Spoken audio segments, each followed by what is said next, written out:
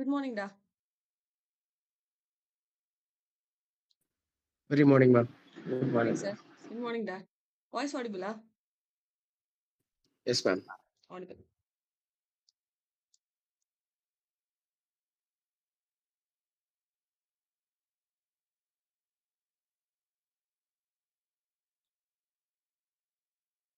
இப்ப நம்ம லாஸ்ட்டா இதோட கம்ப்ளீட் பண்ணோம் அப்படின்னு சொன்னா, சதே பார்த்தோம், கால்ரிட்ஜ் பார்த்தோம். ஓகேவா?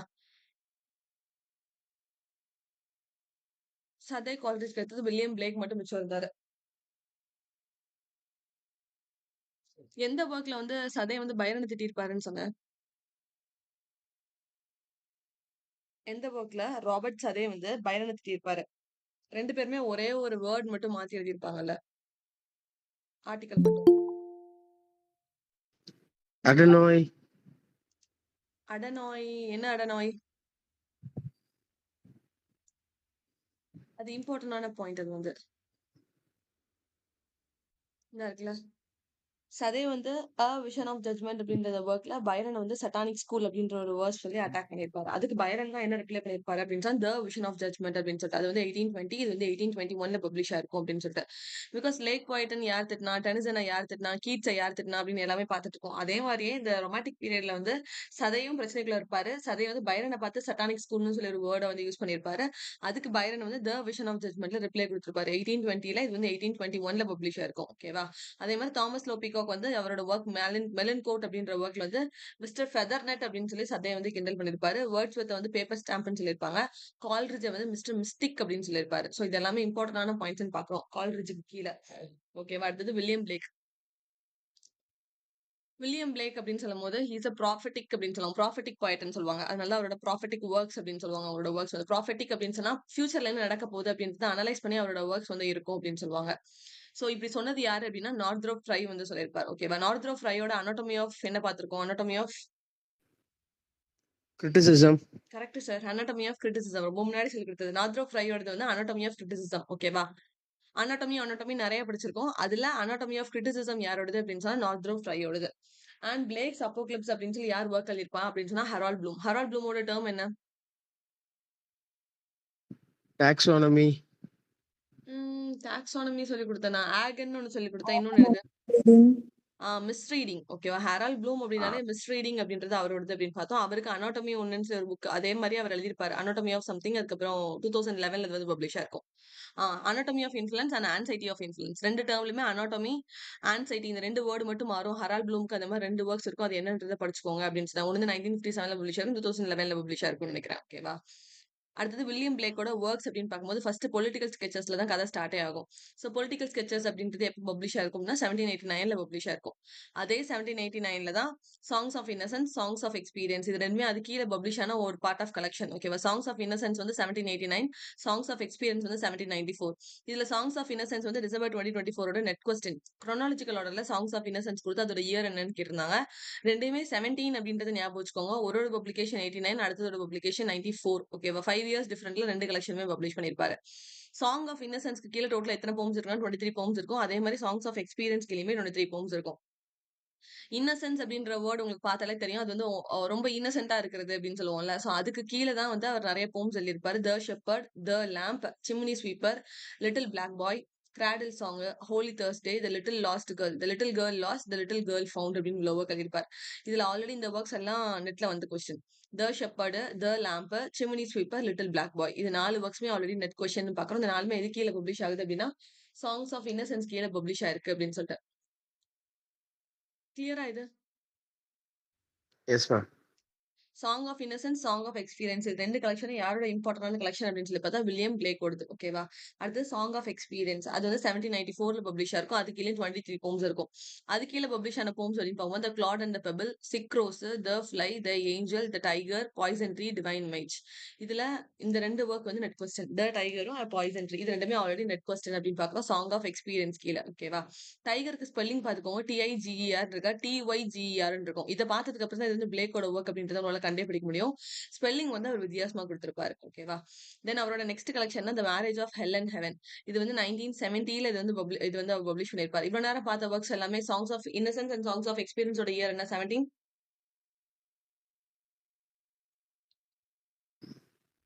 1970. 94. ஒன்னு வந்து 89, இன்னொன்னு வந்து 94. இன்னசென்ஸ் தான் ஃபர்ஸ்ட் வரும். இன்னசென்ஸ் வந்து 89. ஓகேவா? சாங்ஸ் ஆஃப் எக்ஸ்பீரியன்ஸ் வந்து 94 அப்படின்னு சொல்லி பார்க்கிறோம். இதோட நம்பரை இன்னும் சொல்லணும் அப்படின்னா 789 இன்க்ரீஸ் ஆயிருக்கும். சாங் ஆஃப் இன்னசென்ஸ் வந்து 789 வந்திருக்கும். சாங்ஸ் ஆஃப் எக்ஸ்பீரியன்ஸ் வந்து 1794ல வந்து பப்ளிஷ் ஆயிருக்கும். அது கீழே பப்ளிஷ் ஆன போம்ஸ் என்ன அப்படின்றத மட்டும் பாத்துக்கோங்க. ஓகேவா? அடுத்தது marriage of hell and heaven 1719ல இது வந்து பப்ளிஷ் ஆயிருக்கும். இதுல ஒரு முக்கியமான லைன் வரும். இந்த லைன் தான் நெட்ல கேட்டிருக்காங்க. மில்டனோட பாரடைஸ் லாஸ்ட் இருக்கு தெரியுமா? அந்த ஒர்க் எடுத்து வில்லியம் பிளேக் வந்து ஒரு ஃப்ரேஸ் வந்து அட்டர் பண்ணிருப்பாரு. மில்டன் வந்து டெவில்ஸ் பார்ட்டில ஆடிட்டு இருக்காரு அவருக்கே தெரியாம அப்படின்னு சொல்லி. ஓகேவா? William Blake claims that John Milton was a true poet and his epic poem Paradise Lost was of Devil's Party without knowing it அப்படின்னு சொல்லி இந்த லைன் வந்து சொல்லியிருப்பாரு. இந்த லைனை கொடுத்து இது எதுல வந்துச்சு அப்படின்னு சொல்லி நெட்ல கேட்டிருக்காங்க. Marriage of hell and heaven by William Blake. யார் இந்த லைன்ஸ் அட்டர் பண்ணா அப்படின்னு கேட்டா வில்லியம் பிளேக். எந்த ஒர்க்ல அட்டன் பண்ணா அப்படின்னு சொல்லி கேட்டாங்கன்னா marriage of heaven and hell அப்படின்ற ஒர்க்ல தான் அவர் வந்து அட்டன் பண்ணிருப்பாருன்னு பாக்கிறோம். ஸோ இதோட இயர்ஸ் எல்லாம் படிக்கிறது ஈஸி. அது வந்து 789, அப்புறம் 1794, அப்புறம் இது வந்து 1790 அப்படின்னு பாக்குறோம். அவரை பார்த்து ப்ராஃபிட்டிக் போய்ட்னு யார் சொன்னா அப்படின்னா நார்த்ரோப் ஃப்ரை வந்து சொல்லியிருப்பாரு. அப்புறம் ஹெரால்ட் ப்ளூம் அவரை பார்த்து ஒரு ஒர்க் எழுதியிருப்பாரு, பிளேக்ஸ் அப்போகலிப்ஸ் அப்படின்னு சொல்லிட்டு. ஓகேவா?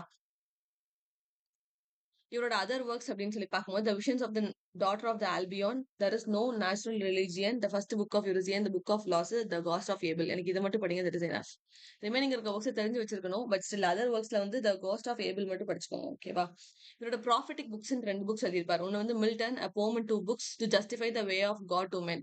இதே லைன் தான் மில்டனோட பாரடைஸ் லாஸ்லயே இருக்கும். to justify the way of God to men அப்படின்னு சொல்லிட்டு. அப்புறம் ஜெருசலம்னு ஒரு ஒர்க் எழுதியிருப்பார். 2 புக்குமே அவரோட ப்ராஃபிட்டிக் புக்ஸ்னு சொல்றோம். ப்ராஃபிட்டிக்னா என்னன்னு சொன்னேன்? நம்ம ரிலிஜியஸ் புக்கா? ரிலீஜியஸ் இல்லடா, ஃபியூச்சர்ல என்ன நடக்க போகுது அப்படின்றத சொல்லுவாங்கல்ல, அந்த மாதிரி ஒரு புக் தான் வந்து ப்ராஃபிட்டிக் புக்னு சொல்லுவோம்.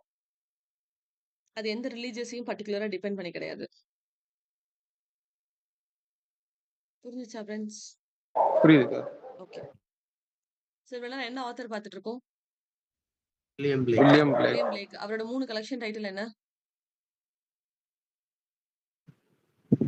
Songs of Innocence, Innocence, Songs of Experience. இன்னொன்னு லாஸ்டா என்ன பார்த்தோம்? The Marriage of Hell and Heaven. Hell and Heaven.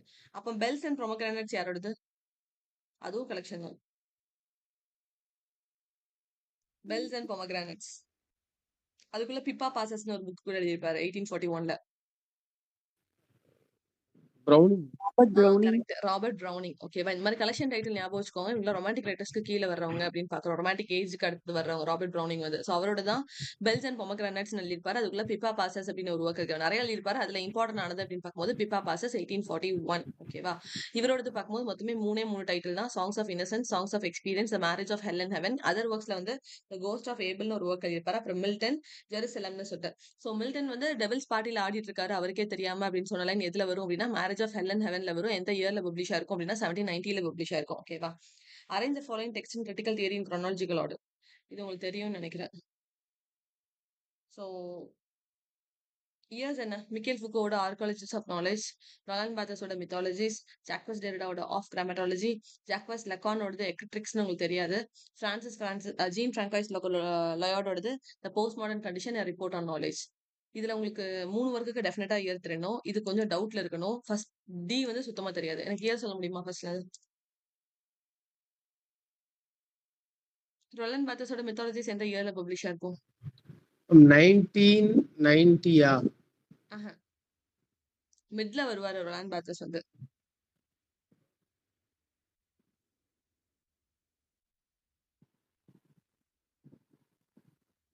Nineteen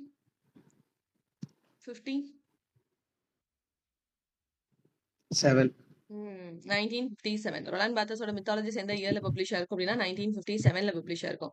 Jacques டெரிடாவோட ஆஃப் கிராமட்டாலஜி அதுல இருந்து 10 வருஷம் முன்னாடி நினைக்கிறேன். ஆமா, என்ன சரியா? 1947. சார் முன்னாடின்னு சொல்லிட்டீங்க, பின்னாடி போயிட்டீங்க. 1967. ஓகேவா? ஜாக்வஸ் டெரிடாவோட ஆஃப் கிராமட்டாலஜி 1967. அது வந்து யார் டிரான்ஸ்லேட் பண்ணிருப்பா? Gayatri Spivak. Gayatri Chakravorty Spivak. Jacques டெரிடாவோட அந்த ட்ரிலஜில இருக்கிற ரிமைனிங் 2 ஒர்க்ஸ் என்னது? கிராமட்டாலஜி. என்ன sir? Speech and Phenomena, writing and speech and phenomena, writing and difference அப்படின்னு பார்க்குறோம். ஃபெனமெனாலஜி யாரோட term? Edmund Husserl. Yes, Edmund ஹஸ்ரலோட டேர்ம் தான் என்னது அப்படின்னு சொன்னா ஃபெனமெனாலஜி அப்படின்னு பார்த்தோம். ரொலண்ட் பாத்தோஸோட மித்தாலஜிஸ்ல ஒரு கேமோட ரெஃபரன்ஸ் இருக்கும்னு சொன்னல. What is the reference? என்ன கேம் அது? ரெஸ்லிங். ரெஸ்லிங் ஓடுது. ஓகேவா? மித்தாலஜிஸ் அப்படின்னு பார்க்கும்போது மித்தாலஜி ஸ்கியூஸ்னு யார் ஒர்க் எழுதியிருப்பா?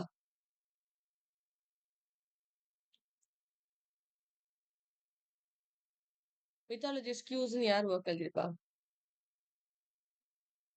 லெவி ஸ்ட்ராஸா மேம்?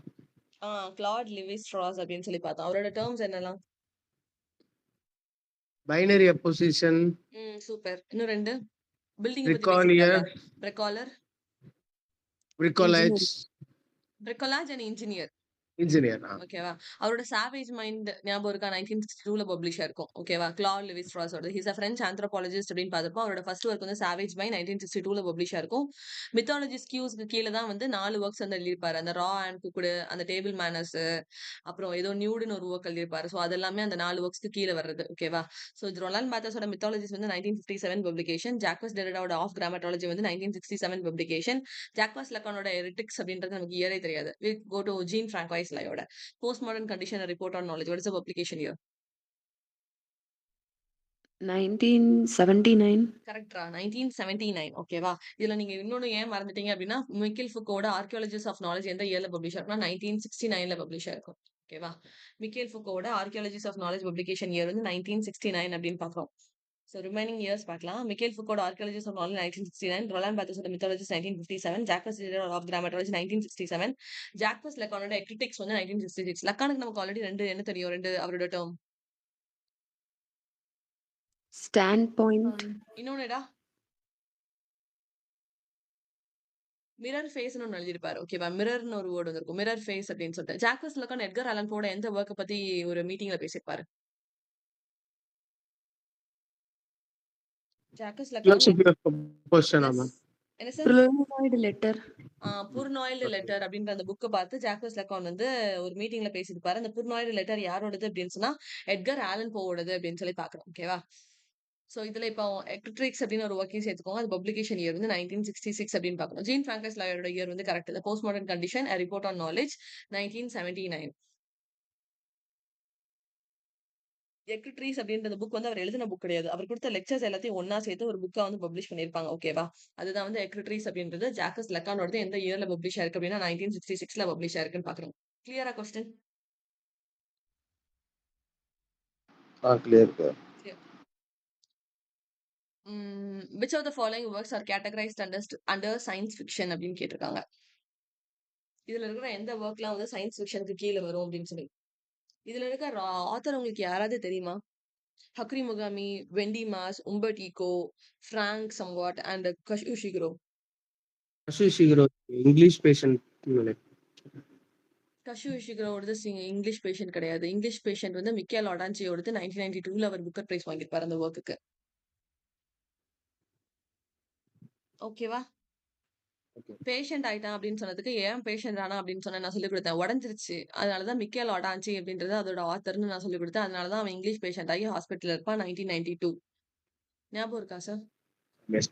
கஷுஷிகுரோடது நம்ம என்ன படிச்சோம்? அவர் எப்ப நோபல் பிரைஸ் வாங்கினாருன்னு பார்த்தோம். 2017 கிட்டயா? எஸ், கஷுஷிகுரோ வந்து 2017ல நோபல் பிரைஸ் வாங்கியிருப்பாரு. சோ அது உங்களுக்கு தெரியும். அவரோட ஒர்க்ஸ் நான் உங்களுக்கு சொல்லி கொடுத்தேன். இப்ப ஞாபகம் இருக்காதுன்னு நினைக்கிறேன். இவ்வளவு கொடுத்த ஒர்க்ஸ்ல 3 ஆத்தர் வந்து ரொம்ப ரொம்ப இம்பார்ட்டன்ட். ஹக்ரி முகாமி இம்பார்ட்டன்டான ஆத்தர், உம்பட்டிகோ முன்னாடி ஆஃபன் கேட்டுட்டு இருந்த ஆத்தர், கஷுஷிகுரோ இவங்க 3 பேருமே இம்பார்ட்டன்ட் ரைட்டர்ஸ். மீதி இருக்க 2 பேர் எனக்கும் யாருன்னு தெரியாது. ஓகேவா? இப்போ இவங்க 3 பேர்லயும் நீங்க தரவா இருந்தீங்க அப்படின்னு சொன்னா இதுல யார் கிடையாதுன்றதை நீங்க எலிமினேட் பண்ணிருப்பீங்க. கஷுஷிகுரோவும் சரி ஹக்ரி முகாமியும் சரி 2 பேருமே ஜாப்பனீஸ் ரைட்டர்ஸ். ஓகேவா? உம்பட்டிகோ வந்து சயின்ஸ் ஃபிக்ஷன் எழுதியிருப்பாரு. கீழே நம்ம எக்ஸ்பிளனேஷன் பார்த்து நான் ஆன்சர் என்னன்றது சொல்றேன். So ஹக்ரி முகாமி. ஓகேவா? ஹக்ரி Murakami is a Japanese writer. ஹக்ரி முகாமிட்ட இருந்து கொஸ்டின் ஆல்ரெடி 2 தடவை வந்துருச்சு. ஒன்னு வந்து மென் வித்வுட் விமன், அப்புறம் the wind of the chronicle. இது ஆல்ரெடி நெட்ல கேட்டிருக்காங்க. இப்ப திருப்பி ஒரு தடவை அவன் கேட்டிருக்கான். இந்த 2 கொஸ்டினுமே ஆல்ரெடி வந்துருச்சு. ஏன்னா ஜாப்பனீஸ் ரைட்டர் நம்ம ஜாஸ்தியாலாம் ஒன்னும் படிக்கல. 2 பேர் தான் படிப்போம். ஹக்ரி முகாமி ஒண்ணு, இன்னொன்னு இவரு நம்ம கஷுஷிகுரோ பார்ப்போம். ஓகேவா? சோ ஹக்ரி Murakami is a Japanese writer. அவரோட ஃபர்ஸ்ட் ஒர்க் வந்து என்னது அப்படின்னா நார்வீஜியன் வுட். ஓகேவா? வுட், அப்புறம் wind of bird chronicle, Kafka on the shore, IQ 84, men without women அப்படின்னு சொல்லிட்டு. ஓகேவா?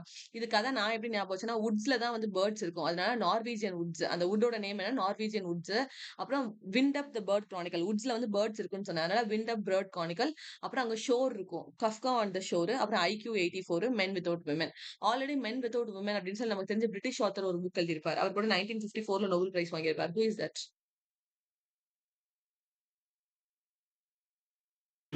Nizam Ezekiel. நிசிம் 1954ல நோபல் பிரைஸ் வாங்கியிருப்பாரா? நிசிம் எசிக்கல் வந்து சாகித்ய அகாடமி அவார்டு வாங்குற ஆத்தர். அவர் வந்து Indian writer. Ernest Hemingway. Ernest Hemingway.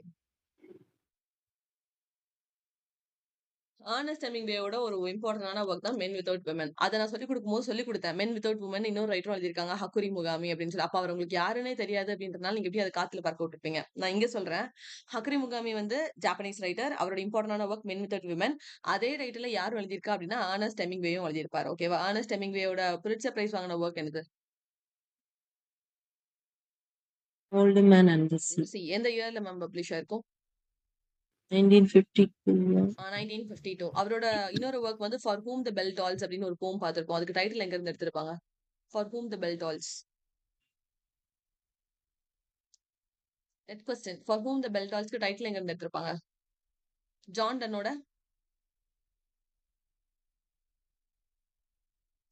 டன்னோட Canonization. Canonization கிடையாது. மெடிடேஷன் 17. கேனனைசேஷன் வேற ஒரு ஒர்க்குக்கு டைட்டில் எடுத்திருப்பாங்க. ஓகேவா? மெடிடேஷன் 17 அப்படின்ற ஒரு ஒர்க்ல இருந்து தான் வந்து அதுக்கு டைட்டில் எடுத்திருப்பாங்க. கிளியரா இல்ல ரிப்பீட் பண்ணவா? Clear, ma'am. கிளியர். ஸோ ஹகிரி முகாமி ஜாப்பனீஸ் ரைட்டர். அவரோட 5 ஒர்க் தான் Norwegian wood, the wind up bird chronicle, Kafka on the shore, IQ 84, men without women. இது எல்லாமே ஹக்குரி முகாமியோடது. ஓகேவா? அடுத்தது உம்பர்ட் ஈகோ. உம்பர்டோ ஈகோ வந்து Italian semiotician and cultural critic அப்படின்னு சொல்லுவாங்க. அவரோட நாவல் ஃபர்ஸ்ட் ஒன் பார்க்கும்போது இது ஆல்ரெடி நெட்ல கேட்டிருக்காங்க. The name of the rose 1980ல பப்ளிஷ் ஆயிருக்கு. ஓகேவா? இது வந்து ஒரு மர்டர் மிஸ்ட்ரியா தான் அவர் எழுதியிருப்பாரு, the name of the rose அப்படின்னு சொல்லிட்டு. இதுல இவரோட இன்னொரு ஒர்க் வந்து ஃபூகோஸ் பெண்டுலம். ஃபூகோ அப்படின்னு சொல்லி ஆத்தரோட நேம் உங்களுக்கு தெரியும். ஸோ ஃபூகோஸ் பெண்டுலம் அப்படின்னு சொல்லி ஒரு ஒர்க் எழுதியிருப்பாரு. ஃபூகோஸ் பெண்டுலம் அப்படின்னு யார் எழுதியிருப்பா அப்படின்னா உம்பர்ட் ஈகோ எழுதியிருப்பாரு. அவர் ரிமைனிங் ஒர்க்ஸ் அப்படின்னு பார்க்கும்போது island of the day before, the Prague cemetery, travels in hyperreality, numero 0 அப்படின்னு ஒரு ஒர்க் எழுதியிருப்பாரு. ஓகேவா? 2015ல. இது எல்லாமே வந்து உம்பர்ட் ஈகோ ஓடுது அப்படின்னு சொல்லிட்டு. ஸோ உம்பர்ட் ஈகோ அப்படின்னா த நேம் ஆஃப் த ரோஸையும் ஃபூகோ பெண்டுலமே ஃபர்ஸ்ட் படிங்க, ரிமைனிங் ஒர்க்ஸ் அப்புறமா படிக்கலாம். இதுக்கு இந்த 2 ஒர்க்ஸ் மட்டும் போதும். ஹக்கிரி முகாமிக்கு என்ன கதை சொன்னேன்? ஃபர்ஸ்ட் ஒர்க் என்னது? Norwegian wood. நார்வேஜியன் வுட்ஸ்ன்னு பார்த்தோம். வுட்ஸ்ல என்ன இருக்கும்? Birds. Wind of wind up birds. The birds. Birds எல்லாம் விண்ட வச்சு மேல பறந்துட்டு இருக்கும். அதனால விண்ட் அப் த பேர்ட்ஸ் அப்படின்னு பார்த்தோம். அதுக்குள்ள அந்த வுட்ஸ்க்குள்ள இன்னொன்னு என்னவோ இருக்கும்ல, உட்கார்றதுக்கு இடம்னு சொன்னல, ஷோர், கஃப்காஸ் ஷோர். ஓகேவா? So Kafka's Kafka shore, shore. Kafka's ஷோர்னு இருக்கும். அப்புறம் IQ 84 அடுத்த IQ ஒர்க். அப்புறம் 84. Men without women. Men without women title யாரும் எழுதியிருக்கான்னு பார்த்தோம்? Ernest Hemingway. Ernest Hemingway. ஓகேவா? உம்பர்ட் ஈகோ அப்படின்னு பார்க்கும்போது the name of the rose ஒன்று, அப்புறம் ஃபூகோஸ் பெண்டுலம். இது ரெண்டுமே அவரோட இம்பார்ட்டன்டான ஒர்க்ஸ்னு பார்க்குறோம். ஓகே. அடுத்தது கஷு இஷிகுரோ. கஷு இஷிகுரோ வந்து 2017ல நோபல் பிரைஸ் வாங்கியிருப்பார். He is a Japanese writer அப்படின்னு சொல்லிட்டு. இவரோட ஒர்க்ஸ் அவ்வளவுமே படிக்கணும். பிகாஸ் ஆல்ரெடி எல்லாமே நெட்ல கேட்டது. எல்லாத்துக்கும் அவர் அவார்டும் வாங்கி வச்சிருப்பாரு. So pale view of the hills அப்படின்ற ஒர்க் தான் வந்து கஷு இஷிகுரோட ஃபர்ஸ்ட் ஒர்க். 1982ல பப்ளிஷ் ஆயிருக்கும். Artist of the floating world அப்படின்ற ஒர்க் 1985ல பப்ளிஷ் ஆயிருக்கும். இதுக்கு தான் விட்வர்ட் அவார்ட் கொடுத்திருப்பாங்க. புக்கர் பிரைஸ் வாங்கின ஒர்க் வந்து the remains of the day 1989ல புக்கர் பிரைஸ் வாங்கியிருப்பாரு. தென் இவரோட மீதி இருக்கிற 2 ஒர்க்குமே ஷார்ட் லிஸ்ட் ஆயிருக்கும் புக்கர் பிரைஸ்க்கு. வென் வி வர் ஆர்ஃபன்ஸ் அப்படின்ற ஒர்க்கும், அப்புறம் நெவர் லெட் மீ கோ. இப்ப கேட்டாங்க தெரியுமா அந்த work, never let me go 2005. அதுவும் வந்து ஷார்ட் லிஸ்ட் ஆயிருக்கும் புக்கர் பிரைஸ்க்கு. அப்புறம் கார்லா அந்த சன் ஒரு ஒர்க் எழுதியிருப்பார். That is dystopian science fiction. So Kazuo Ishiguro Japanese writer. Japanese ரைட்டர்ல நம்ம 2 பேர் தான் படிச்சிட்டு இருக்கோம். கஷு இஷிகுரோ அதுல ரொம்ப ரொம்ப இம்பார்ட்டன்டான ஆளு. சரியா? 2017ல நோபல் பிரைஸ் வாங்கியிருப்பாரு. அவரோட ஃபர்ஸ்ட் ஒர்க் வந்து பேல் வியூ ஆஃப் த ஹில்ஸ் அப்படின்னு சொல்லிட்டு, அப்புறம் floating world, remains of the day, அப்புறம் orphans, never let me go, Klara and the sun. இவங்க மூணுமே அடுத்த 3 பார்ட்ல வருவாங்க. Short listed for Booker Prize அப்படின்னு சொல்லிட்டு. ஸோ பேல் வியூ ஆஃப் த ஹில்ஸை பார்க்கும்போது அதே மாதிரி ஃப்ளோட் ஆயிட்டு இருக்கு. அதனால ஃப்ளோட்டிங் வேர்ல்டு. அப்புறம் ரிமைன்ஸ் ஆஃப் த டே வந்து புக்கர் பிரைஸ் வாங்கினது. அது ஆல்ரெடி நீங்க படிச்சிருப்பீங்க 1989 அப்படின்னு சொல்லிட்டு. We were orphans, never let me go, Klara and the sun. இது எல்லாமே யாரோட ஒர்க்ஸ்னு பார்க்குறோம்? Kazu Ishiguro. கஷு இஷிகுரோ. ஓகேவா? கஷு இஷிகுரோ ஸ்கிப் பண்ணிடாதீங்க. ஜாப்பனீஸ் ரைட்டர்ல 2 பேர் தான் பார்த்திருக்கோம். ஸோ அவர் வந்து இம்பார்ட்டன்டான ஆளு அப்படின்னு சொல்லிட்டு. இப்போ இதுக்கு ஆன்சர் பார்க்கணும் அப்படின்னு சொன்னா, which of the following works are categorized under science fiction? Second one தான் ஆன்சர். BCD. எதெல்லாம் சயின்ஸ் ஃபிக்ஷன் அப்படின்னு சொல்லிட்டு. வெண்டி மாஸோட மேங்கோ ஷேப்டு ஸ்பேஸ் வந்து சயின்ஸ் ஃபிக்ஷன். உம்பர்ட் ஈகோவோட travels in the hyper reality is a science fiction. And பிரான்ஸோட the swarm அப்படின்றது science fiction. ஏன்னா ஹக்குரி முகாமியும் சரி கஷுஷிகரும் சரி 2 பேருமே சயின்ஸ் ஃபிக்ஷனுக்கு கீழே வரவே இல்லை. அவங்க எல்லாமே வேற ஒர்க்ஸ் தான் எழுதியிருக்காங்க. ஸோ அதனால அவங்க 2 பேரும் இதுக்கு கீழே வரமாட்டாங்க. ஓகேவா? கிளியரா இது? Yes ma'am. இப்ப 3 ரைட்டர் புதுசா படிச்சிருக்கோம். 3 பேரையும் படிச்சுட்டு மறக்காம எக்ஸாம் ஹால் போங்க. ஓகேவா? Next, who among the following published a series of essays titled The New Criticism? உங்களுக்கு தெரியும். ஜேசி ரான்சம். கரெக்ட். ஜேசி ரான்சமோட நியூ கிரிட்டிசிசம் அப்படின்ற ஒர்க் எந்த இயர்ல பப்ளிஷ் ஆயிருக்கும்?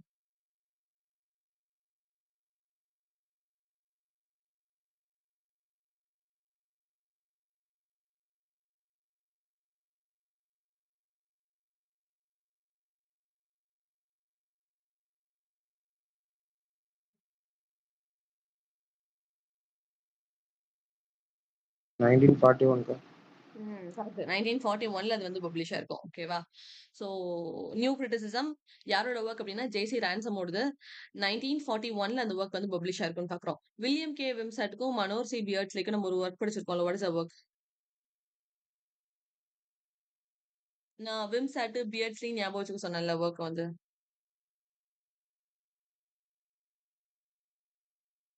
நம்ம இந்த தியேட்டர்னு ஒன்று படிச்சோம்ல மேம், பேட்டில் ஆஃப் இல்ல பேட்டில் ஆஃப் என்ன சொல்ல வரீங்க? புக்ஸா? பேட்டில் ஆஃப் தியேட்டர்ஸ்னு ஒன்று படிச்சோம்ல மேம். பேட்டில் ஆஃப் தியேட்டர்ஸ்ன்னு எனக்கு எதுவும் கிளிக் ஆக மாட்டேங்குது நீங்க சொன்னதும். பேட்டில் ஆஃப் புக்ஸ் தான் எனக்கு கிளிக் ஆகுது. இந்த 2 பேரையும் எங்க படிச்சோம்னு சுத்தமா ஞாபகம் இல்லையா? தியரிஸ்ல படிச்சோம். நம்ம கிளெனந்த் ப்ரூக்ஸோட ஒர்க் வந்து தி வெல் ராட் ஏர்ன் படிச்சோமா? அதோட சப்டைட்டில் வந்து ஏர்ன் அப்படின்றதுனால அது வந்து ஸ்ட்ரக்சர் ஆஃப் போயட்ரி அப்படின்னு சொல்லி படிச்சோம். அதுக்கு அப்படியே ஆப்போசிட்டா ஸ்டடீஸ் இன் மீனிங் ஆஃப் போயட்ரின்னு யாருக்கு படிச்சோம்? எந்த ஒர்க்குக்கு படிச்சோம்? ஸ்டடீஸ் இன் மீனிங் ஆஃப் போயட்ரினா எதுக்கு வந்து நம்ம மீனிங் தேடுவோம்?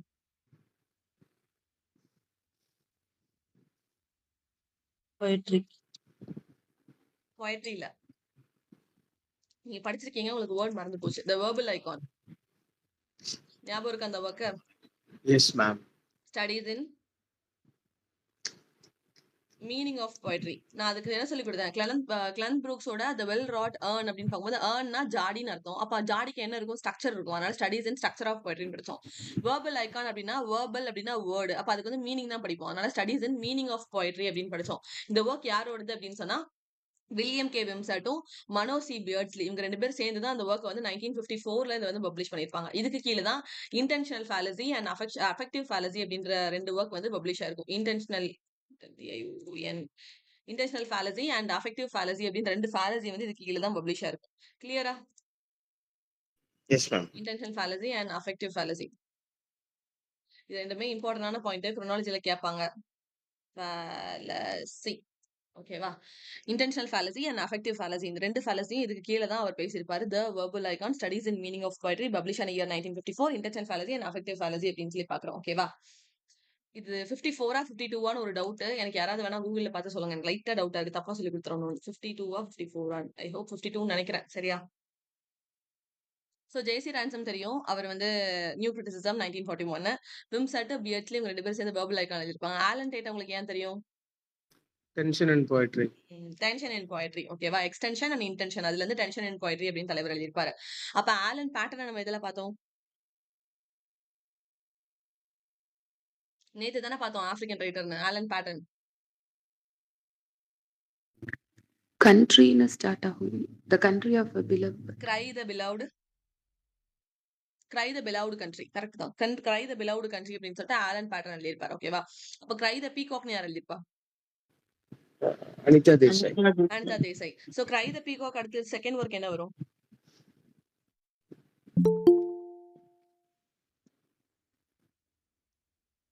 Voices in the city. ஓகேவா? வாய்ஸஸ் இன் தி சிட்டி அப்படின்றது செகண்ட் ஒர்க். தேர்ட் ஒர்க் என்ன பார்த்தோம்? யார் ஆறுதல் சொல்ல வருவா? Bye bye bye. Bye blackbird. அது வந்துட்டு போனதுக்கு அப்புறம் அது எங்க போயிடும்? பீகாக் வந்து Garden. அதோட கார்டனுக்கு போயிடும். இது வந்து first part of story. Second part of story husband and wife கூட நடக்கிற conversation. What is the first work? Where shall we go this summer? Yes, where shall we go this summer? அப்ப கடைசி எங்க போலாம்னு முடிவு பண்றாங்க? Boat Cat house. with the boat. Cat கூட்டிட்டு house போட்டுக்கு வந்து போயிடலாம் அப்படின்னு முடிவு பண்றாங்க. சரியா? Cat on house boat. So போட்டுக்குள்ள போவும் சுத்தி பாக்குறாங்க. சுத்தி என்ன இருக்கு? Fire and mountain. Fire on the on the mountain. Mountain. சுத்தி மவுண்டனா இருக்கு. அப்போ இருட்ட போகுது. அப்ப இருட்டும் போது அவங்க என்ன விளையாடுறாங்க? Games. Game set to light ஓகேவா. விடிஞ்சு பார்த்ததும் இடம் எப்படி இருக்கு? இந்த Clear light. Clear day of the light அப்படின்னு சொல்லி பார்த்தோம். அப்புறம் கடைசி வரைக்கும் எங்க போய் ரீச் ஆயிட்டாங்க அந்த போட் வந்து? See. Village by the the village by the sea. Okay, வில்லேஜுக்கு ரீச் ஆகுறாங்க. எது வழியா வந்தாங்க? சி வழியா வந்தாங்க. Village by the sea. அவ்வளவுதான். செகண்ட் பார்ட் முடிஞ்சிச்சு. தேர்ட் பார்ட் என்னது? ஒரு கூட்டம்னு Custody. சொன்னேன். அடிதடி கூட்டம். கஸ்டடி. எங்க கூட்டிட்டு போனாங்க? பாம்பே. Bombay. பாம்பேக்கு. பாம்பேல வந்து that is a journey to இத்தாக்கா.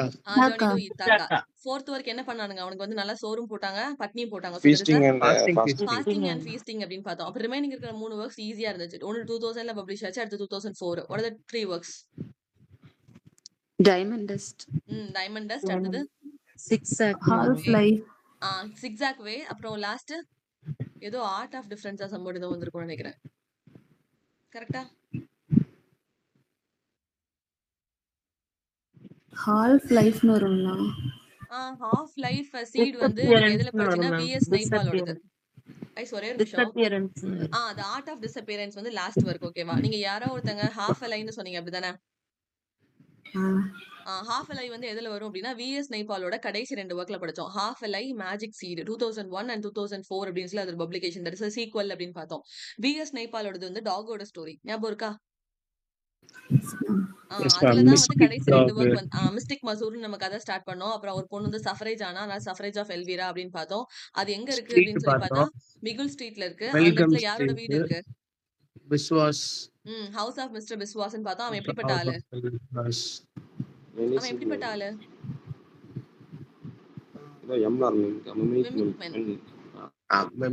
Mimic மென் அப்படின்னு பார்த்தோம். அது வந்து விஎஸ் நேபாளோட ஸ்டோரி பார்த்தோம். ஓகேவா. அதுக்கப்புறம் தான் ஐலாண்டுன்னு பார்த்தோம். அங்க வந்து யாருமே ரூல் பண்ண Free மாட்டாங்க. Free state. அங்க என்ன இருக்கும்? கொரில்லா இருக்கும்னு பார்த்தோம். அதே கொரில்லா பப்ளிஷ் ஆன இயர்ல இன்னொரு ஒர்க்கும் பப்ளிஷ் ஆயிருக்கும். What is the publication year of first of all gorilla? 1975 அது. கரெக்ட். 1975. அதே 1975 அதே ஜில யாரோட ஒர்க் ஸ்டார்ட் ஆகும்னு சொன்னேன்?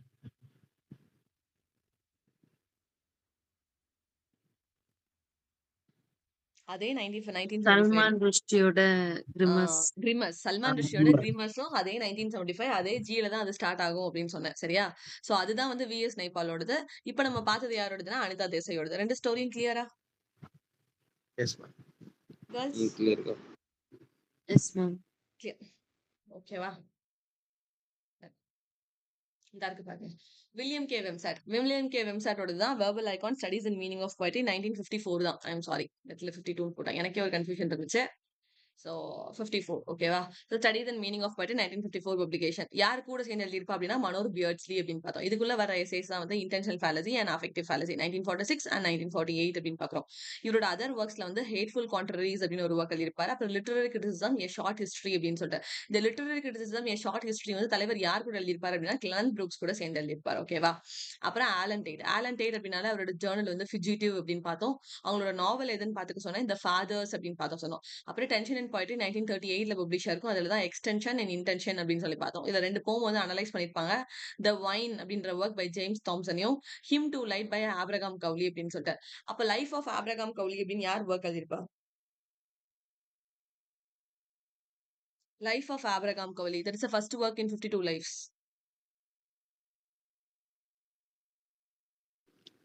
ஜான்சன். Samuel Johnson. ஓகேவா. லைஃப்ஸ் ஆஃப் இங்கிலீஷ் போயட்ஸ் அப்படின்னு ஒரு புக் எழுதியிருப்பாரு. 1779ல இருந்து 81 வரைக்கும் அதை பப்ளிஷ் பண்ணிருப்பாரு. அது கீழே 52 போயட்ஸ் பத்தி பேசியிருப்பாருன்னு பார்த்தோம்ல. அதுல முதல்ல யாரை பத்தி பேச ஆரம்பிச்சிருப்பாரு அப்படின்னு சொன்னா ஆப்ரகாம் கவுலி பத்தி தான் பேச ஆரம்பிச்சிருப்பாரு. ஓகேவா. அவரோட ஒர்க் தான் வந்து ஹிம் டு லைட் அப்படின்னு பாக்குறோம். ஜேம்ஸ் தாம்சன் த வைன் அப்படின்னு பாக்குறோம். ஓகேவா. Next, which of the following citation of an article published in a journal is in the correct format according to the MLA handbook? இது ஈஸியா தான் இருந்துச்சு. எனக்கு ஆன்சர் கண்டிப்பா வேணும். நான் சொல்லி கொடுத்திருக்கேன் ஆல்ரெடி. MLA ஹேண்ட்புக்ல சைட்டேஷன் எப்படி இருக்குன்னு சொல்லிட்டு அப்ப எது தப்பா இருக்குன்னு பார்த்ததும் கண்டுபிடிச்சிடலாம். லூஸ் மாதிரி கொடுத்திருக்கான் ரொம்ப ஈஸியா.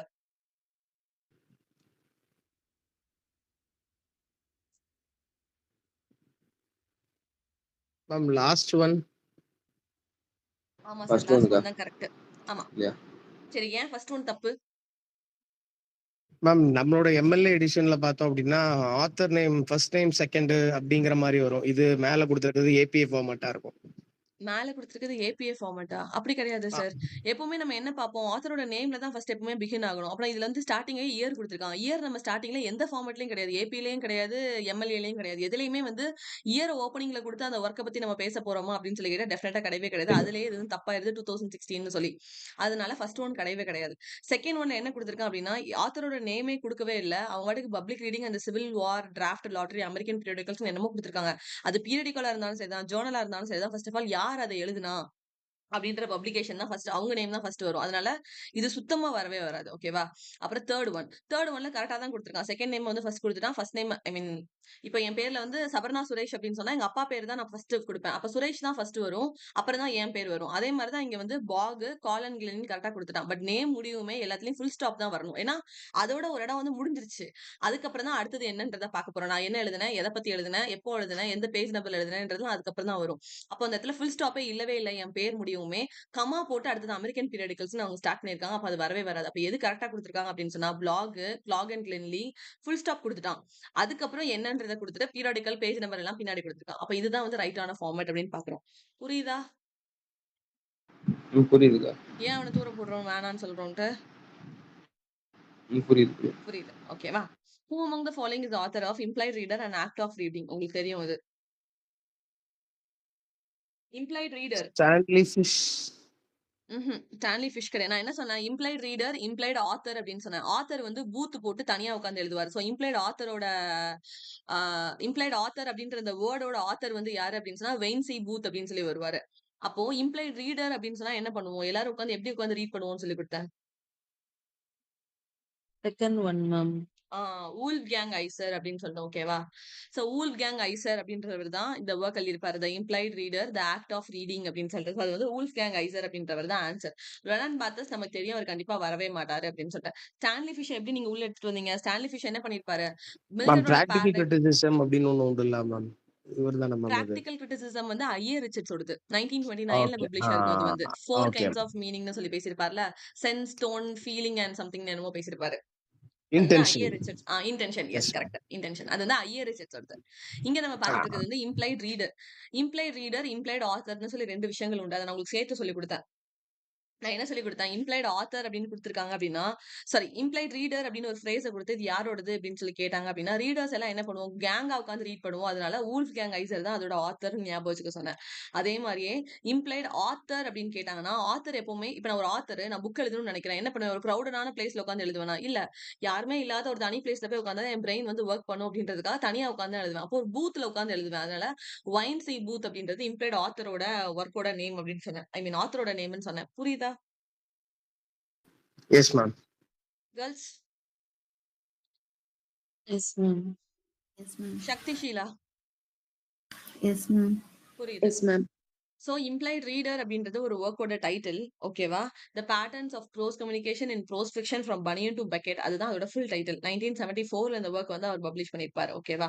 யார் ஆத்தர் அப்படின்னு சொல்லி பார்த்தா ஊல்ஃப் கேங் ஐசர் அப்படின்றவர் தான் ஆத்தர். சோ இம்ப்ளைட் ரீடர் அப்படின்னு பார்த்தா ரீடர்ஸ் எல்லாரும் என்ன பண்ணுவோம்? கேங்கா உட்காந்து இந்த புக் ரீட் பண்ணியா, இந்த புக் ரீட் பண்ணியா, we will have a discussion. அதனால Wolfgang Iser is a implied reader அப்படின்னு பாக்குறோம். அதுக்கு அப்படியே ஆப்போசிட்டா இம்ப்ளைட் ஆத்தர்னு ஒரு வேர்ட் இருக்கு. அதை பத்தி யார் பேசியிருப்பா அப்படின்னா ஒயின்சி பூத் உட்காந்து பேசியிருப்பாரு. எந்த புக்ல பேசியிருப்பாருன்னா ரெட்டாரிக் ஆஃப் ஃபிக்ஷன். இது ஆல்ரெடி நெட் கொஸ்டின் எந்த இயர்ல வந்துச்சுன்றத குரோனாலஜில கேட்டிருக்காங்க. 1961ல அது வந்து வந்திருக்கும். ஓகேவா? சோ ஊல்ஃப் கேங் ஐசருக்கு 2 விஷயம் பாக்குறோம். இம்ப்ளைட் ரீடர் ஒண்ணு, அதுக்கப்புறம் த ஆக்ட் ஆஃப் ரீடிங். ஓகேவா? இந்த 2 புக்குமே அவரோட இம்பார்ட்டன்டான புக். இது நடுவுல நான் தேவையே இல்லாம இம்ப்ளைட் ஆத்தர் எடுத்துட்டு வந்தேன் உங்களுக்கு குழப்ப கூடாதுன்றதுக்காக. அது வைன்சி பூத்தோடது. எந்த புக்ல இத பத்தி பேசியிருப்பாரு அப்படின்னா ரெட்டாரிக் ஆஃப் ஃபிக்ஷன் கீழ பேசியிருப்பாரு 1961ல. ஓகேவா? Yes ma'am. ஓகேக்கா. அடுத்தது ஹான்ஸ் ராபர்ட் ஜாஸ். ஹான்ஸ் ராபர்ட் ஜாஸ் அந்த ஆப்ஷன்ல இருந்தார். இவர் எதுக்கு கீழே வருவார்னா கான்சனன்ட் ஸ்கூலுக்கு கீழே வருவாரு. நம்ம எப்படி ஒவ்வொரு மூவ்மெண்ட் படிக்கிறோம் அதே மாதிரியே தியரிஸ்க்கு கீழே கான்சனன்ட் ஸ்கூல் அப்படின்னு ஒண்ணு உண்டு. ஓகேவா?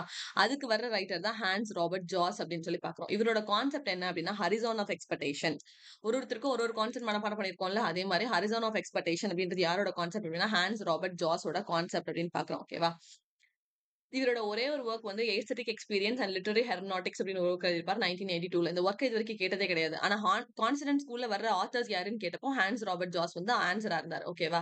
சோ இவரோட ஒர்க்ஸ் பத்தி கேட்டது கிடையாது. இதுல நீங்க படிக்க வேண்டியது அவர் எந்த ஸ்கூலுக்கு கீழ வராரு, இவரோட நோட்டபிளான தியரி என்ன அப்படின்னு சொன்னா ரிசப்ஷன் தியரி, இவரோட கான்செப்ட் என்ன அப்படின்னு சொன்னா ஹரிசான் ஆஃப் எக்ஸ்பெக்டேஷன் அப்படின்றது மாதிரி தான் ஹான்ஸ் ராபர்ட் ஜாஸ்க்கு படிக்க வேண்டிய 3 பாயிண்ட். ஓகேவா? அடுத்தது ஸ்டான்லி ஃபிஷ். ஸ்டான்லி ஃபிஷோட கான்செப்ட் என்ன அப்படின்னா இன்டர்பிரேட்டிவ் கம்யூனிட்டிஸ். இது வந்து நெட் கொஸ்டின். இதை கொடுத்து இது யாரோட கான்செப்ட்னு கேட்டிருக்காங்க. Interpretive communities is a work by Stanley Fish அப்படின்னு சொல்லி பாக்குறோம். ஓகேவா? இவரோட ஒர்க் உங்களுக்கு ஆல்ரெடி தெரிஞ்சது surprise by sin, the reader in paradise lost அப்படின்னு ஒரு ஒர்க் எழுதியிருப்பாரு. எல்லாருமே வந்து பாரடைஸ் லாஸ்ட் ரீட் பண்ணிட்டு சேட்டன் தான் அதோட ஹீரோ அப்படின்னு சொல்லிட்டு நிறைய பேர் அக்ளைம் பண்ணிருப்பாங்க அதை பார்த்து. பட் இந்த ஸ்டான்லி ஃபிஷ் மட்டும் என்ன பண்ணிருப்பாரு, ரீடர் தான் வந்து உண்மையான ஹீரோ அப்படின்னு உண்மையான ஹீரோ அப்படின்னு சொல்லி பேசியிருப்பாரு. ஓகேவா? So surprised by sin, the reader in paradise lost, focus on the reader's experience of reading the text. ஓகேவா? இதுல வந்து அவர் என்ன சொல்லியிருப்பார், ரீடர் தான் வந்து ஹீரோஸ் அப்படின்னு சொல்லி ஸ்டான்லி ஃபிஷ் வந்து பேசியிருப்பாரு. ஸோ ஸ்டான்லி ஃபிஷோட இம்பார்ட்டன்டான ஒர்க் வந்து surprised by sin, the readers in paradise lost 1967 publication. Already 1967 உங்களுக்கு நிறைய இடத்துல தெரியும். இப்போ இதையும் உள்ள ஆட் ஆன் பண்ணிக்கோங்க, சர்ப்ரைஸ்டு பை சின் அப்படின்னு சொல்லிட்டு. இவரோட ரிமைனிங் ஒர்க்ஸ் அப்படின்னு பார்க்கும்போது self consuming artifact, interpreting of variorum, அப்புறம் is there a text in a class. இது வந்து இம்பார்ட்டன்டான work. Is there a text in a class publication year வந்து 1980. The authority of interpretive communities, அதான் அதோட சப்டைட்டில். ஓகேவா? Is there a text in a class. இது 2 ஒர்க்ஸ்மே important. நீங்க படிக்க வேண்டிய ஃபர்ஸ்ட் 3 ஒர்க் அப்படின்னு பார்த்தா அந்த 3 ஒர்க்கை நீங்க படிக்கணும். Surprised by sin 1967, interpreting of variorum 1976, is there text in a class வந்து 1980. அதுல தான் இன்டர்பிரேட்டிவ் கம்யூனிட்டிஸ் பத்தி பேசியிருப்பாரு. அது அவரோட கான்செப்ட் அப்படின்னு பாக்குறோம். கிளியரா ஸ்டான்லி ஃபிஷ்? Yes ma'am. கிளியர்க்கா. Yes. Abbey theatre, theatre of absurd, hope theatre, theatre of silence. இதுல 2 தியேட்டர் உங்களுக்கு தெரியும், ஆபே தியேட்டரும் தியேட்டர் ஆஃப் அப்சர்டும். Abbey theatre யாரோடது?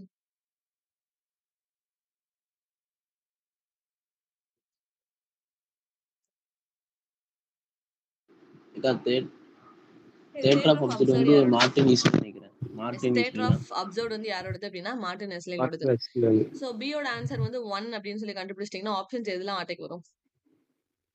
1 ஏயும் 3யும் தான். 1ம் 3யும் வந்து ஆட்டைக்கு வந்துரும். ஓகேவா? அப்ப இன்னொரு ஆன்சர் என்ன நீங்க கண்டுபிடிச்சா மட்டும் தான் உங்களால ஆன்சரை கிளிக் பண்ண முடியும். ஆபே தியேட்டர் நான் சொல்லி கொடுத்துருக்கேன். இதுல இருந்து ரைட்டர்ஸ்ல நீங்க யாரை படிச்சிருக்கீங்க இதுக்கு முன்னாடி எனக்கு சொல்லுங்க. ஈட்ஸ் பேருக்கும் ஈட்ஸ் மட்டும் தான் தெரியும். வேற 2 பேருமே நமக்கு தெரியாது. ஜீன் ஜாக்வஸ் பெர்னார்டையும் தெரியாது, பிலிப் ஹென்ஸ்லோவும் தெரியாது. பிலிப் ஹென்ஸ்லோ நீங்க எங்க படிச்சிருப்பீங்கன்னா ஷேக்ஸ்பியரை பத்தி ஷேக்ஸ்பியரோட தியேட்டர்ஸ் பத்தி நம்ம ஒரு பேஜ்ல படிச்சுட்டு இருப்போம் பிகினிங் ஆஃப் த கிளாஸ்ல. அதுல நான் பிலிப் ஹென்ஸ்லோ ஒரே ஒரு தடவை சொன்னேன். சோ அதை ரிமெம்பர் பண்றதுக்கு வாய்ப்பே கிடையாது. இதுல நமக்கு ஆல்ரெடி தெரிஞ்சது மார்டின் எஸ்லின், WB Yeats. அவங்க 2 பேரும் தான் Abbey theatre and theatre of absurd. Abbey theatre அப்படின்றது WB Yeatsோட இம்பார்ட்டன்டான ஒரு தியேட்டர். ஓகேவா? தியேட்டர் ஆஃப் அப்சர்ட் அப்படின்னு பார்க்கும்போது மார்டின் எஸ்லின் உங்களுக்கு ஆல்ரெடி தெரியும். அப்ப அப்சர்டிசம் அப்படின்ற டேர்ம் யார் காயின் பண்ணிருப்பா? Absurdism is a term coined by, அவர் கூட நோபல் பிரைஸ் வாங்கியிருப்பார்ல 1957ல. Who is that?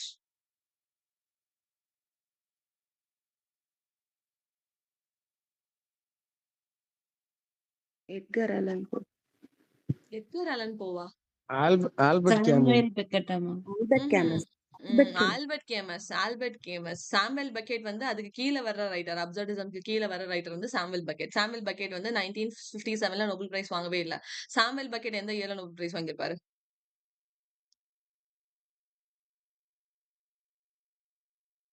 Samuel Beckett எந்த இயர்ல நோபல் பிரைஸ் வாங்கியிருப்பாரு? 19 சாமுவேல் பெக்கெட் வந்து 1969ல நோபல் பிரைஸ் வாங்கியிருப்பாங்க. ஓகேவா?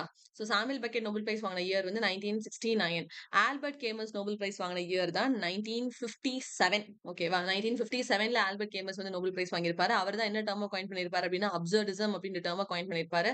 எந்த புக்குக்கு கீழே அப்படின்னா மித் ஆஃப் சிசிபஸ் 1942ல அந்த புக் வந்து பப்ளிஷ் ஆயிருக்கும். அதுல தான் வந்து அவரை அப்சர்டிசம் அப்படின்ற டேர்மை காயின் பண்ணியிருப்பாரு. அப்போ தியேட்டர் ஆஃப் அப்சர்ட் அப்படின்னு பார்க்கும்போது நம்ம யாரை சொல்றோம் அப்படின்னா மார்டின் நெஸ்லினை சொல்றோம். ஆபே தியேட்டர் அப்படின்னு பார்த்தா யாரை சொல்றோம்? WB Yeats சொல்றோம். ஓகேவா? இப்போ ரிமைனிங் இருக்கிற ஆப்ஷன்ஸ்ல சி வந்து ஹோப் தியேட்டர். ஹோப் தியேட்டர் வந்து யாரோடது அப்படின்னா பிலிப் ஹென்ஸ்லோவோடது. ஓகேவா? ஹோப் தியேட்டர் யாரோடது அப்படின்னா பிலிப் ஹென்ஸ்லோவோடது. தியேட்டர் ஆஃப் சைலன்ஸ் யாரோடது அப்படின்னா ஜீன் ஜாக்வஸ் பெர்னார்டோடது. இதுல இருக்கிற 4 பேர் இனிமே ஏதாவது ஒரு ஆப்ஷன்ல நீங்க எங்கேயாவது அவங்கள பார்க்கலாம். அப்போ இப்பவே இந்த 4 கொஸ்டின் தியேட்டர்னு வரதுல 4 பேரையும் தரவு பண்ணிருங்க. அப்பதான் ஃபியூச்சர்ல கொஸ்டின் கேட்கும் போது உங்களுக்கு ஈஸியா இருக்கும். ஓகேவா? Abbey theatre, theatre of absurd, hope theatre வந்து Philip Henslowe. Theatre of silence யாரோடது அப்படின்னா ஜீன் ஜாக்வஸ் பார்னார்டோடது. ஓகேவா? ஜீன் ஜாக்வஸ் வந்து டெரிடா கிட்ட போயிடாதீங்க. ஜீன் ஜாக்வஸ் பார்னார்ட் அப்படின்னு ஒரு ரைட்டரோட தான் தியேட்டர் ஆஃப் சைலன்ஸ் அப்படின்னு பாக்குறோம். கிளியரா? Yes ma'am. Clear clear. WB8 நான் சொல்லி கொடுத்திருக்கேன், மறந்துருச்சுன்னு நினைக்கிறேன். சோ WB8 வந்து டெஃபினட்டா கொஸ்டின் இருக்கும். சரியா? 1865ல தலைவர் வந்து born ஆயிருப்பாரு. He is Irish poet and dramatist அப்படின்னு பாக்குறோம். இவர் ஒன் சைடா ஒரு பொண்ணு வந்து லவ் பண்ணிட்டு இருப்பாரு. அந்த பொண்ணோட நேம் என்ன அப்படின்னா மாட் கான் அப்படின்னு பாக்குறோம். WB8 எப்ப நோபல் பிரைஸ் வாங்கியிருப்பாருன்னா 1923 அப்படின்னு தெரியும். WB8 வந்து நிறைய குரூப்ல இருந்திருப்பாரு. அந்த குரூப் எல்லாம் நான் தொடர்ந்து கொடுத்திருப்பேன், அப்படியே மனப்பாடம் படிக்கோங்க. ஓகேவா? அவரோட ஃபர்ஸ்ட் அவர் எதுல இருப்பாரு அப்படின்னு சொன்னா ஆபே தியேட்டர்ல இருப்பாரு. ஆபே தியேட்டர் எப்போ ஃபவுண்ட் பண்ணிருப்பாங்க அப்படின்னா 1899. இதோட இயரிங் chronology ஆல்ரெடி கேட்டிருக்காங்க. So be thorough with year 1899ல ஆபே தியேட்டர் வந்து ஃபவுண்ட் பண்ணிருப்பாங்க. யார் ஃபவுண்ட் பண்ணிருப்பா அப்படின்னா WB8 வந்து ஃபவுண்ட் பண்ணிருப்பாரு. அந்த தியேட்டரை என்னன்னு சொல்லுவாங்கன்னா ஐரிஷ் லிட்டரரி தியேட்டர் அப்படின்னு கூட சொல்லுவாங்க. ஓகேவா? யார் கூட எல்லாம் சேர்ந்து அதை கண்டுபிடிச்சாரு அப்படின்னு சொன்னா lady Gregory, George Moore, Edward Martin அப்படின்னு இந்த பர்சன்ஸ் கூட சேர்ந்து தான் வந்து ஆபே தியேட்டரை கண்டுபிடிச்சாங்க. ஓகேவா? தென் இது அகைன் வந்து national theatre of Ireland in Dublin அப்படின்னு சொல்லி ஓபன் பண்ணது எப்போ அப்படின்னா 1904ல ஓபன் பண்ணிருப்பாங்க. கிட்டத்தட்ட டெவலப் பண்ணிருப்பாங்கன்னு வச்சுக்கோங்க. சரியா? டெவலப் பண்ணி ஓபன் பண்ணது வந்து 1904ல. பட் ஃபர்ஸ்ட் ஓபன் பண்ணது 1899ல. இது கீழ இருக்கிற லீடிங் பிளே ரைட்ஸ் யாரெல்லாம் அப்படின்னு பார்க்கும்போது WB ஈட்ஸ், JM சின்சஸ், சீனோ கேசி. சீனோ கேசி நேத்து நான் சொல்லி கொடுத்தேனே, என்ன எழுதியிருப்பாரு அவரு? சீனோ கேசியோட ஒரே ஒரு ஒர்க்கா சொல்லுங்க பாப்போம்.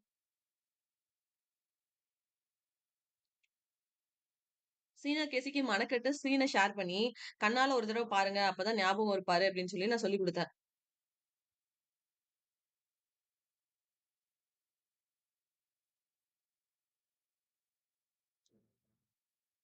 சீனோ கேசி.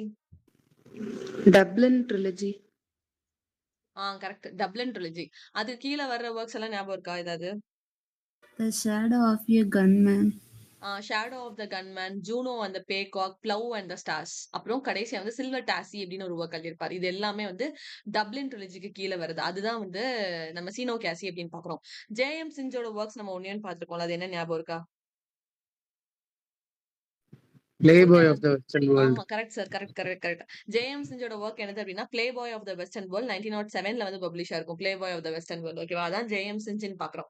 சோ இவங்க மூணு பேரும் சேர்ந்து தான், சாரி, இவங்க மூணு பேருமே யார் அப்படின்னு சொல்லி பார்த்தா லீடிங் பிளே ரைட்ஸ். ஓகேவா? அந்த தியேட்டர்ல வந்து டிராமா எழுதி எனாக்ட் பண்ணி பண்றதுல வந்து இவங்க மூணு பேருமே லீடிங் பிளே ரைட்ஸ்னு பாக்குறோம். WB ஈட்ஸ், JM சின்ஸ், சீனோ கேசி.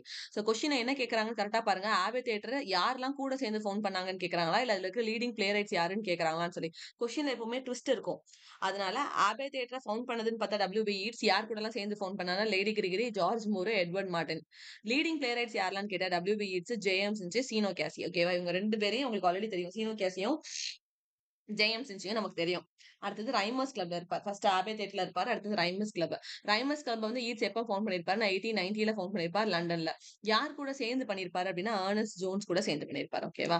சோ ஆபே தியேட்டரை மூணு பேர் கூட சேர்ந்து பண்ணாரு. Gregory, George Moore, Edward Martyn. அப்புறம் ரைம்பர்ஸ் கிளப் வந்து யார் கூட சேர்ந்து பண்ணிருப்பாரு அப்படின்னு சொன்னா அர்னஸ்ட் ஜோன்ஸ் கூட சேர்ந்து பண்ணிருப்பாரு. இதுக்கு கீழே வர்ற ஆத்தர்ஸ் எல்லாம் யாரு அப்படின்னு பார்த்தா Lionel Johnson, Ernest Dowson, Arthur Symons. ஓகேவா? இவங்க மூணு பேருமே எதுக்கு கீழே வர்றவங்க?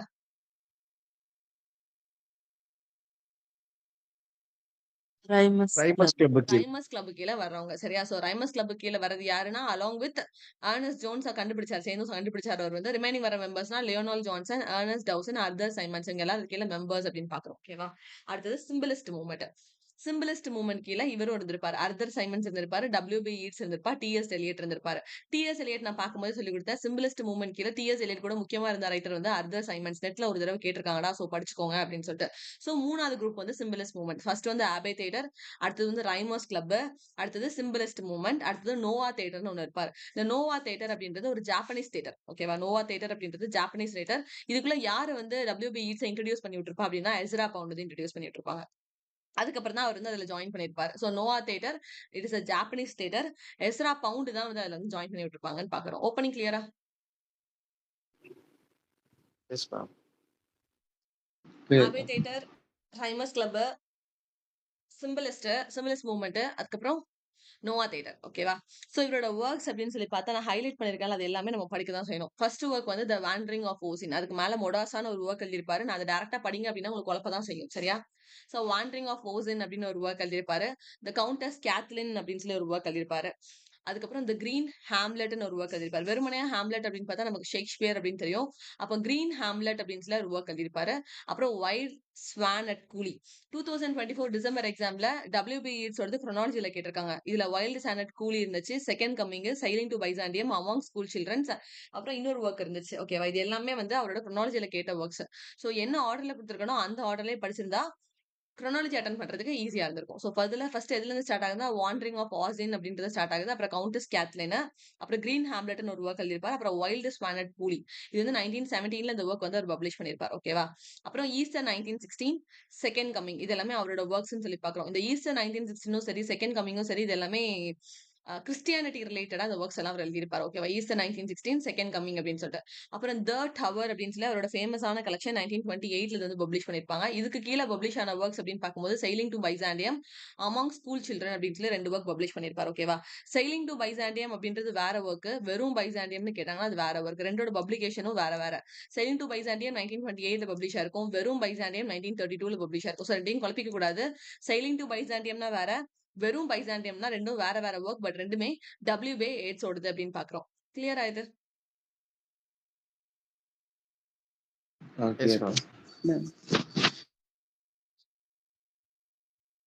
டைட்டில் மட்டும் படிங்க. இது கீழ நிறைய படிக்க வேண்டியது இருக்கு. நான் கிளாஸ் நடத்தும் போது நடத்திருப்பேன். ஓகேவா? அதுக்கு அடுத்தது அவரோட அனௌன்சியேஷன் போம்ஸ். அனௌன்சியேஷன் போம்ஸ்க்கு கீழ மொத்தமா 5 போம்ஸ் வரும். அனௌன்சியேஷன் போம்ஸ். எப்படி வந்து கால்ரிட்ஜ்க்கு வந்து 8 கான்வர்சேஷனல் போம் அப்படின்னு சொல்லிட்டு நம்ம 8 போம்ஸ் எதெல்லாம் அப்படின்னு சொல்லி கால்ரிட்ஜ்க்கு படிச்சோமோ, அதே மாதிரியே WB ஈட்ஸோட 5 ஒர்க் கொடுத்து இல்ல 4 ஒர்க் கொடுத்து எது அவரோட அனௌன்சியேஷன் போம்னு கேட்பாங்க. ஓகேவா? அது கீழ எதெல்லாம் வரும் அப்படின்னு சொன்னா Leda and the swan, the magi, 2 songs from the play, the mother of God, second coming. இதுல ஆல்ரெடி செகண்ட் கம்மிங் அப்படின்ற ஒர்க்கை நான் ஓப்பனிங்லேயே சொல்லி கொடுத்தேன். மேல நம்ம பார்த்தோம் செகண்ட் கம்மிங் அப்படின்னு சொல்லிட்டு.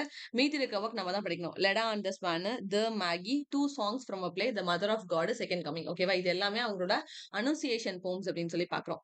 தென் இவரோட பொயட்டிக் டிராமால 3 ஒர்க் வந்து தெரிஞ்சிருக்கணும். கேத்லின் நீ ஹோலியனா, அப்புறம் இந்த ஹார் கிளாஸ், கவுண்டஸ் கேத்லின். இந்த 3 ஒர்க்ஸ்மே வந்து அவரோட பொயட்டிக் டிராமா அப்படின்னு பாக்குறோம். சோ WB ஈட்ஸ் நிறைய நிறைய எழுதியிருக்காரு. சரியா?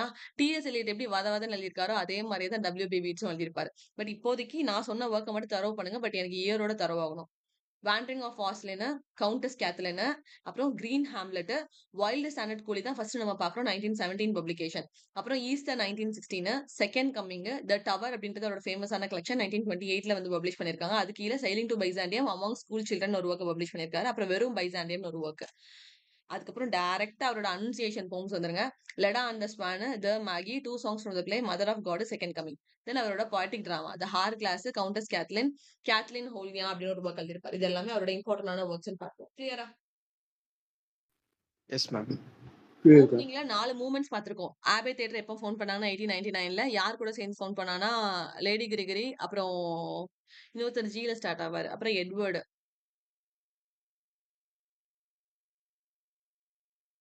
ஜில ஜார்ஜ் மோர், அப்புறம் எட்வர்ட் மார்டன். ஓகேவா? இவங்க 3 பேர் கூட சேர்ந்து ஃபார்ம் பண்ணிருப்பாரு. லீடிங் பிளே ரைட்ஸ்னா ஜேஎம் சின்ச், சினோ கேசி, WB ஈட்ஸ். ஓகேவா? அதே மாதிரி ரைபர் கிளப் கூட யார் கூட சேர்ந்து கண்டுபிடிப்பாங்க? ஏர்னஸ்ட் ஜோன்ஸ் கூட. அது கீழ வர்ற மெம்பர்ஸ் யாரெல்லாம்? Lionel Johnson, Ernest Dowson, Arthur Symons. ஓகேவா? அப்புறம் சிம்பிளிஸ்ட் மூவ்மெண்ட்னால TS Eliot, WB Yeats, Arthur Symons. Noh theatre யார் இன்ட்ரோடியூஸ் பண்ணி விட்டா அப்படின்னா எஸ்ரா பவுண்ட் அப்படின்னு சொல்லி பாக்குறோம். கிளியர் தானே இது? படிச்சிடலாம்ல? படிச்சிடலாம். Who among the following invented inscape and instress அப்படின்னு கேட்டிருக்காங்க. இந்த inscape and instress அப்படின்ற இந்த டேர்ம்ஸ் வந்து யார் இன்வெர்ட் பண்ணா அப்படின்னு கேட்டிருக்காங்க. யார் அப்படின்னு சொன்னா GM ஹாப்கின்ஸ். ஓகேவா? GM ஹாப்கின்ஸோட நேமோட ஃபுல் டைட்டில் என்னன்னு தெரியுமா? ஃபுல் நேம் என்னன்னு தெரியுமா? Gerald Manley Hopkins. Yes, Gerald Manley Hopkins அப்படின்னு ஒரு வேர்டு வரும். MANELY அப்படின்னு சொல்லி அவரோட செகண்ட் நேம் வந்து வரும். ஓகே, ஜெரால்ட் மேன்லி ஹாப்கின்ஸ் அப்படின்னு சொல்லிட்டு.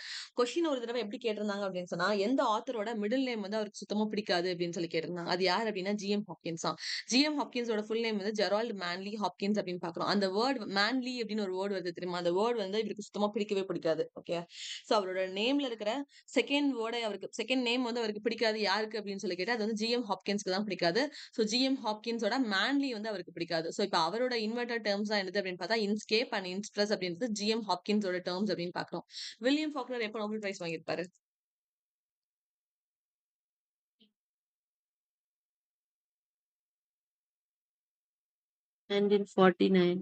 அவரோட ஃபிக்ஷனல் டவுன்? யோகன பட்டாபா. ஓகே, ஆன்சை லே டைங்ல ஒரு ஃப்ரேஸ் வரும்ல, what is that? My mother is a fish. Yes. William ஃபாக்னரோடது as I lay dying, Absalom and Absalom இது எல்லாமே அவரோட இம்பார்ட்டன்டான ஒர்க்ஸ். ஓகேவா? விம்செட் இப்ப தானே பாத்துட்டு வந்தோம். என்ன டேர்முக்கு பாத்தீங்க விம்செட்ட? விம்செட் and பியர்ட்ஸ்லி. Verbal icon. Verbal Icon 1954 publication. What is the subtitle of Verbal Icon?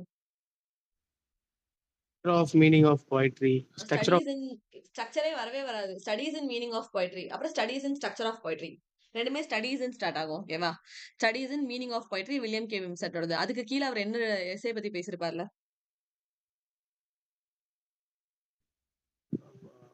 fallacy பத்தி. Intentional fallacy and affective fallacy பத்தி பேசியிருப்பார். ஐயர் ரிச்சர்ட்ஸ் கொடுத்த ஒருத்தர் எப்பதான் கொலாபரேட் ஆயிட்டே இருப்பார்ல, அவர் யாரு? நான் சொல்லி கொடுத்திருக்கேன் அவர் சொல்லி கொடுக்கும்போது. ஐயர் ரிச்சர்ட்ஸ் கூட ஒருத்தர் எப்பதான் கொலாபரேட் ஆயிட்டே இருப்பாரு, அவர் யாரு? Ogden. கரெக்ட். சி.கே. ஆக்டன். அவரோட கீ டேர்ம் என்ன சொல்லி கொடுத்தேன்? Basic English. English. ஆமாடா, பேசிக் இங்கிலீஷ். அவ்வளவுதான். சரியா? சோ ஐவர் ஆம்ஸ்ட்ராங் ரிச்சர்ட்ஸ், இதுதான் வந்து நம்ம ஐயர் ரிச்சர்ட்ஸ் அப்படின்னு சொல்றோம். இவரை பொறுத்த வரைக்கும் poetry makes only pseudo statements. pseudo அப்படின்னு சொன்னா ஃபேக்னு அர்த்தம். So poetry makes only fake statements அப்படின்றது அவரோடது. ஓகேவா?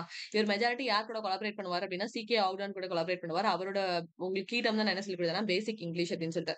சோ அவர் கூட கொலாபரேட் ஆகி எழுதின ஒர்க்ஸ் என்னதெல்லாம் பார்க்கும்போது foundation of aesthetics, the meaning of meaning, basic English, the Times of India guide to basic English. ஓகேவா? இதுல meaning of meaning already next question. இந்த ஒர்க் கொடுத்து இது யார் கூட கொலாபரேட் பண்ண ஒர்க் நமக்கு கேட்டிருந்தாங்க. சோ அது வந்து சி.கே. ஆக்டனும் ஐயர் ரிச்சர்ட்ஸும் கொலாபரேட் பண்ண ஒர்க். ஐயர் ரிச்சர்ட்ஸ் மட்டும் தனியா எழுதின ஒர்க்ஸ் அப்படின்னு பார்க்கும்போது principles of literary criticism 1924, science and poetry 1926, Coleridge on imagination 1934, philosophy of rhetoric வந்து 1936. இதுல practical criticism a study of literary judgement அப்படின்னு ஒரு ஒர்க் எழுதியிருப்பாரு. அது 1929ல பப்ளிஷ் ஆயிருக்கு. அதுலதான் வந்து 4 kinds of meaning பத்தி பேசியிருப்பாரு. அந்த 4 kinds of meaning எதெல்லாம் பார்க்கும்போது தான் sense, feeling, tone and intention பார்த்தோம். ஞாபகம் இருக்கா இதெல்லாம்? Yes, ma'am. ஞாபகம் இருக்கா? இதோட ஐ வில் எண்ட். ஓகேவா? விக்ரம் சேத், vs Nepal, Salman Rushdie, Zumba லகரி. Zumba லகரி தான் அந்த இடத்துல தம்ஸ் லகரின்னு கொடுத்துருக்காங்க. அது ஜூம்பா லகரி. ஓகேவா? ஒர்க் சொல்லுங்க பார்ப்போம். நம்ம படிச்சது எதையுமே ஆப்போசிட் சைட்ல அவங்க கொடுக்கவே இல்ல. Lowland by Jhumpa Lahiri. ஆமா, கரெக்ட். லோலேண்ட் அப்படின்ற ஒர்க் வந்து யாரோடது அப்படின்னா ஜூம்பா லகரியோடது. ஜூம்பா லகரியோட ரிமைனிங் 3 ஒர்க்ஸ் என்னதுலாம்? அக்கா ஜூம்பால கறிக்கேன் தம் சேகர் கொடுத்துருக்காங்க பாரு. ஆமாடா, அப்படிதான் கொடுத்துருக்காங்க. அது ஏன்னு எனக்கு தெரியல. அது ஜூம்பா லகரி தான். ஆனா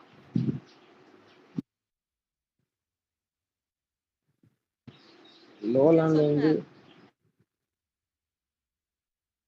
ஜூம்பா லகரியோட ஃபர்ஸ்ட் ஒர்க் என்ன? 2003ல ஒன்னு பப்ளிஷ் ஆயிருக்கும்ல. இவரு கோகுல், the namesake. அந்த நேம் சேக் அப்படின்றது ஃபர்ஸ்ட் ஒர்க் ஜூம்பா லோலாண்ட் லகரியோடது. நேம் சேக் தான்டா ஃபர்ஸ்ட் ஒர்க், அப்புறம் தான் லோலாண்ட். இது நேம் சேக் வந்து லோலாண்ட் 2003, அப்புறம் லோலாண்ட் வந்து 2013ன்னு பார்த்தோம். அதுல எந்த ஆத்தரை வந்து படிச்சிட்டு இருப்பாரு? எந்த புக்? த கோட்னு ஒன்னு போனா கோகுலோட ஒரு புக்குக்கா.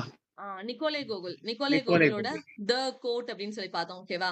இன்னொரு கொஸ்டின் கேக்குறேன், ஞாபகம் இருக்கான்னு கொஞ்சம் சொல்லுங்க. நிக்கோலே கோகுலோட த நோஸோட ரெஃபரன்ஸ் எதுல பார்த்தோம் நம்ம?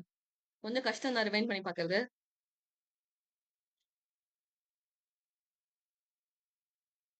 நிக்கோலே கோகுலோட த நோஸ், பிரான்ஸ் கஃப்காவோட மெட்டமார்போசிஸ் ரெண்டுத்தையுமே ரெஃபரன்ஸா ஒரு ஒர்க்ல வந்து எடுத்திருப்பாங்க. ஒருத்தனுக்கு வந்து ஃபீமேல் பிரஸ்ட் மேல ஒரு டிசைர் இருக்கும்ல. என்னதுடா? The breast. The breast. அது யாரோட ஒர்க்டா? த பிரஸ்ட்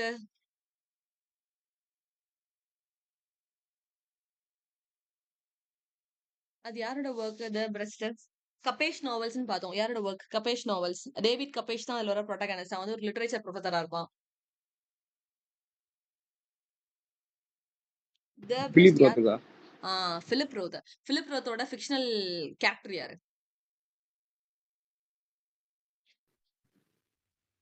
அந்த டிடெக்டிவ்.